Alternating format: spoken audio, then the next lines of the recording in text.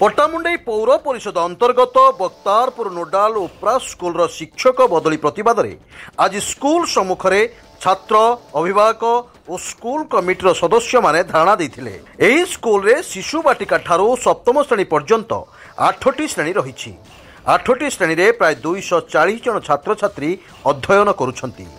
पिलामानंकु पढ़ाइबा पई छात्र छात्री आनुपातिक हार में 7 जन शिक्षक शिक्षयित्री और जड़े सामयिक कला प्रशिक्षक नियुक्ति होइछंती, जहा फल स्कूल छात्र छात्री शिक्षादान गुरुतर भावे प्रभावित हेबार आशंका रही। शिक्षयित्री बदली प्रतिवाद में आज स्कूल परिचालना कमिटीर सभापति जगबंधु नायक, काउंसिलर झरणा बेहेरा, उपेन्द्र मिश्र, बुढ़ा जेना प्रमुख छात्र अभिभावक और स्कूल परिचालना कमिटीर सदस्य माने स्कूल सम्मुख में धारणा बसिथिले। ब्लॉक शिक्षा अधिकारी सीआरसीसी संघमित्रा नायक को घटनास्थल को पठाइथिले।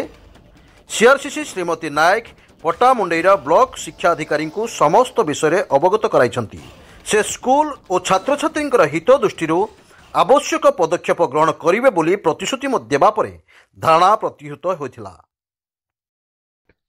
प्रतिभा मिश्र प्रधान शिक्षयित्री बक्तारपुर नोडाल कौन पे धारणा मोर जन सहकारी शिक्षयित्री आडजस्टमेंट 14 किलोमीटर 12 किलोमीटर दूर को ट्रांसफर कराई संक्रांत अभिभावक एवं पिला माने धारणा बसन देखिली जो अभिभावक मैंने बसते एबीओ मैडम आगे प्रथम सीआरसी मैडम को जनई एबीओ मैडम को जनई एबीओ मैडम ठार फोन नंबर आनी बीओ संग विषय अवगत कर नोडाल यूपी स्कूल परिचालना कमिटीर सभापति अच्छी।